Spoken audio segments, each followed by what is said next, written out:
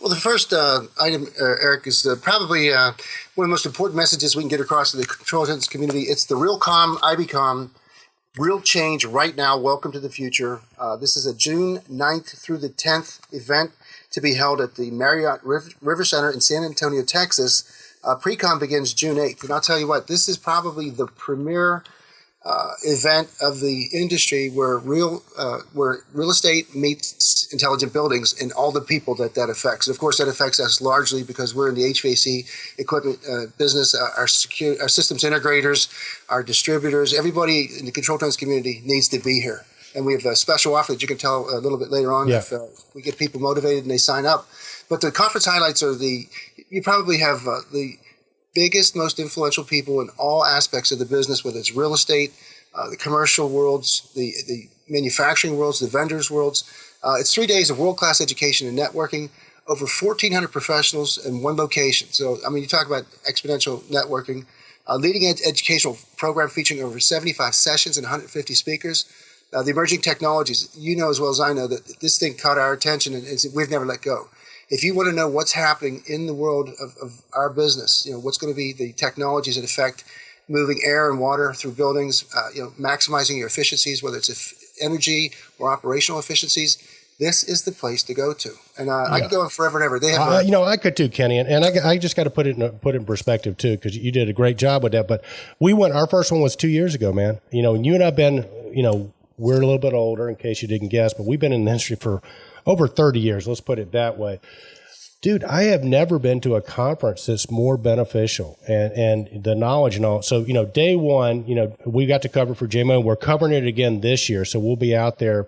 But day one was the pre-con boot camp. And what it was real estate professionals that have been down the technological path, that are, farther down the path, educating other real estate professionals that maybe are not that far down or want to know about the latest and greatest technologies. And I tell you, Kenny, the information that they were sharing with each other was spot on.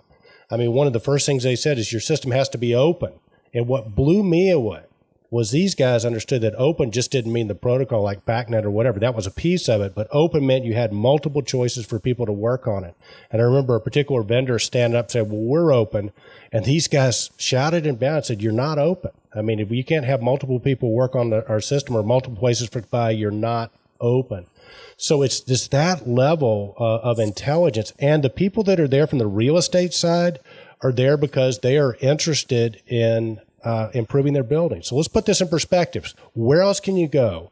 Network with the greatest technology because the vendors are there with the products, learn about the greatest products, and also have potential customers right there that you are sitting side by side with. It's the best value, I say, that you could possibly get in the industry. But I tell you what, Kenny, I could go on like this forever too, but we have the privilege of having Jim Young with us. And Jim, along with his partners, Howard Berger and others, founded RealComm IBCon, which is where real estate and technology meet. And I say Jim stands right square at that intersection.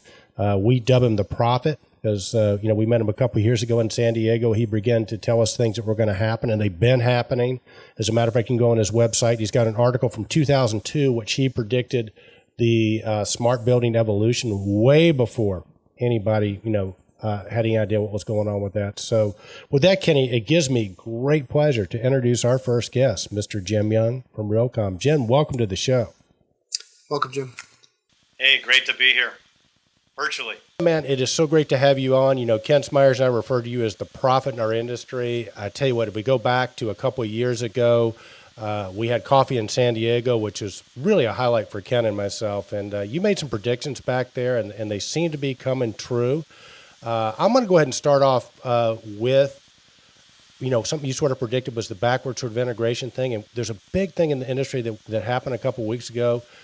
CB Richard Ellis bought both ESI, a major systems integrator, and part of Johnson Controls. I think that was on your radar back then. And talk a bit about that, if you would, Jim. Yeah, it's, if you think about what's going on, we're moving from early adopters. Well, actually, if you look at the innovation paradigm, it goes from innovator, the person in the garage, to the early adopter, your best friends who are willing to take a risk on you, Something happens, you jump this thing called a chasm, and you go from early adopter to early majority. And then once you hit that early majority, you go straight through the roof, and then you hit late majority and laggard. So what that tells me is any idea, a wheel, a toaster, a refrigerator, a smart building is going to go through a process, right? So you say we're prophets, but it's just we study this, we do this every day, so we have access to a lot of information, and we can kind of see the clouds forming to know, what the weather is going to look like. So as far as CBRE and ESI, think about it. Paul, ESI, one of the finest integrator companies in the country, if not the world, has a good background in traditional building automation, made the switch 5-10 years ago to understand that IT needed to be part of the equation, brought in some people who understood IT and IP in this new network world, not building automation, but IT. And as a result of that, started to take a different perspective and could start to execute things that other people could not, right? So you got this stealth little PT boat that really is the top of their game. Now you got CB Richard Ellis, CBRE, big company, global presence. Usually those kind of companies can't move fast, right? They're mired in bureaucracy and just all sorts of people stuck in their ways. But I got to give them a lot of credit, right? Because they are the battleship. They see these things coming and they say, look, we can't build this inside. We need some expertise. So you got the execution capacity of somebody like an ESI put right into the middle of a company that can distribute these ideas on a global basis. That means we're getting ready to scale to more of the early adopters moving to the early majorities. That tells me this industry is moving in the right direction. All right, Jim, many of the people in the control trends community are systems integrators, and we deal with them day-to-day basis, and they come to our site a lot for information. How will this affect them? What can they expect in terms of changes? Let's take a step back. So let's talk about the definition of a smart building, okay? Because some people think it's all about energy. Some people think it's all about the way a tenant accesses their door. You asked 100 people their definition of a smart building, you're going to get 100 different answers. So our definition from the very beginning, going back to that article we wrote in 2002 called Connecting Buildings and Processes to the Internet, which was really kind of a precursor to M2M, which is the precursor to the Internet of Things, right? So to those of us who've been in the industry, this Internet of Things is not a new thing, okay? It's the connection of every electrical mechanical device in a building, IP enabled, to an enterprise grade network. That's simple. That's the technical side of it. But a smart building, connected, high performance, intelligent, whatever we're going to call it, needs to deal, what we think, 5 different things. It needs to be energy efficient. That's your driving energy efficiency. It also needs to deal with operations. You can't leave that one off the table. 1 truck roll versus 3 saves you a lot of money. A lot of money. In fact, some people speculate the operational savings is going to be even more than the energy savings. Okay. The third thing we got to do is make sure that our occupants are happy. Oh, I got the smartest, most intelligent building in the world, but guess what? Their cell phones don't work. Wait a minute. My cell phone doesn't work in major hotels in Las Vegas, resorts in Palm Springs, buildings in New York City. Wait a minute. The cell phone companies put their infrastructure outside, and we got 1 bar inside. Wait a minute. That's not a smart building. So everything from making sure cell phones work to making sure the buildings are safe and secure, the occupant experience has to be there. The next thing that we got to do is apply all this to a sustainability objective. So many sustainability leadership or executive leaders don't understand that applying a smart building strategy to their strategy, they can meet all of their sustainability objectives. What we're finding in the sustainability world, however, is this stuff is a little complex, and sometimes they get a little, I don't say the word scared, a little apprehensive because it gets complex quick. But all of that ends up in financially optimized building.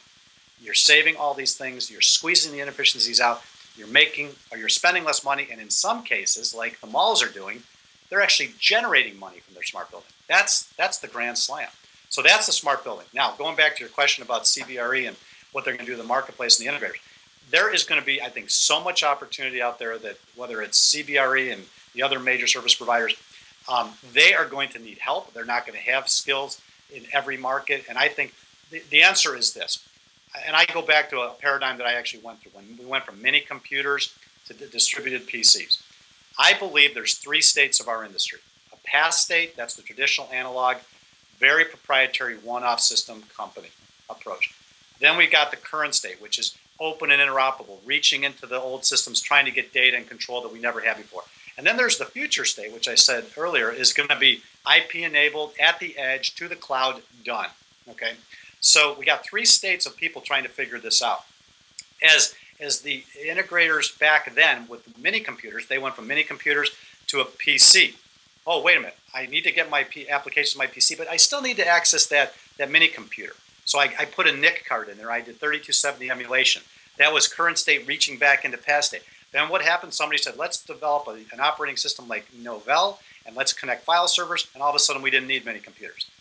I think the same thing's happening in our industry. Okay, so the message to the integrator is, did the Wang, DEC, IBM Prime guy who installed equipment lose his job? Sure he did, when those companies went out of business. He was good at hooking things up. He understood technology. Did he get a job with the new local LAN integrator company that didn't exist a year before? You bet he did. Those who held on to the past lost their jobs. Those who embraced the change had careers as long as they wanted them. I had a teacher once, Marshall Thurber, and he used to say there are 2 types of change. There's cyclical change, which is like the stock market goes up and down. And your strategy in a cyclical change is, you just try to time the market, using the stock market as an example. He also said the other type of change is structural change. And a structural change is like when the car came along, it didn't matter how good a horse and buggy you had, you were eventually going to lose. When the computer came along, it didn't matter how good a typewriter you had, you were eventually going to lose. So the strategy in a structural change is you embrace the change or you die. Would you say that we are in a structural change vis-a-vis building automation and buildings? You call it structural. We kind of call it transformational. Same thing. Same thing. Absolutely, unequivocally, beyond a shadow of a doubt, with what I get to see every day, going into rooms that people won't see the technologies for a long time because they're just not ready. We are absolutely at the cusp of that change. I'll give you a little tactical example. Think about what Uber did to the taxi cab companies. Yep. Right? Freaked them out. Right? Changing their business model. Well, guess who's going to that would be the tactical change, or the strategic change, the ups and downs, right? They incrementally changed a business model that's been around for 50 years. Now the Uber guys are worried that autonomous cars are going to take them out. Yeah. That's a transformational change, because that's saying your car doesn't need a human being in it anymore. Whether they be a taxi cab driver or an Uber driver, you don't need a human being, right? Yeah. And so, and we look at things like Uber and Airbnb. We got one of those coming in the real estate industry. It's called Liquid Space, where I don't need to take an office. I can go rent space off my phone. So you nailed it. Tactical changes people can kind of adjust to over time. Transformational structural change, it freaks them out. It scares them. But I've been through 2 or 3 of these now in my career. You have to embrace it, pure and simple. If you're holding on to that as a controls dealer, that one manufacturer and the one system, and the systems don't talk to each other, and you don't care that the HVAC system can access needs to access the access control or the parking gates for whatever reason, then you're going to miss a boatload of opportunity. Yes. Well, I think you are, Jim. And I think the other thing that Marshall used to say to me is nothing is obvious to the uninformed. And so I want to sort of segue into the IBCON ROCOM conference that's coming up here very, very soon. It seems like, speak a bit, if you would, about the missions of IBCON and ROCOM. And I would say, from my personal experience, part of it is if you need to get it informed and sort of be out ahead of these changes that are upon us, this is the place you can go to do that. Yeah. So we've been thinking about this next generation of smart, open, interoperable buildings, campuses, portfolio cities for 15 years. You could even argue that I've been thinking about it for 35 years, but we won't go back that far. So in the early days, right around 2001, we did not have an IBCON. It was just RealComm. And that's where IT and property management people came to learn about technologies to run their buildings better. So, property management, lease administration, maintenance requests, all the things that it took to operate the building. And then I think it was 2001 that we started to talk about a little bit about the smart building. And then we wrote the article in 2002. And then in 2004, we were told the real innovation was going on around the world.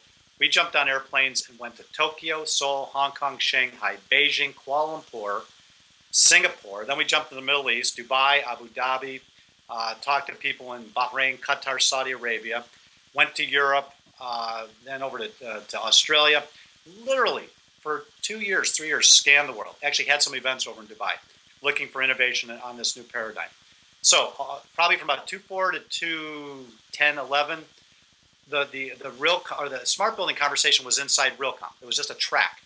And then about 4 years ago, we said this is getting too big. And P.S. We don't want just the IT people in the room talking about it.